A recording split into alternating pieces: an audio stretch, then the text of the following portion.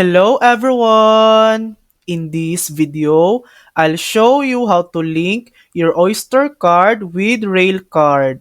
First, go to any London Underground or National Rail station that has a ticket office or a ticket machine. You'll need to bring your Oyster card and your valid rail card with you. If you go to a ticket office, just ask a staff member to add your rail card discount to your Oyster card. They'll check your rail card, then link it so your pay as you go fares are discounted automatically. Once it's linked, you can travel as usual and enjoy one-third of eligible fares. And that's it.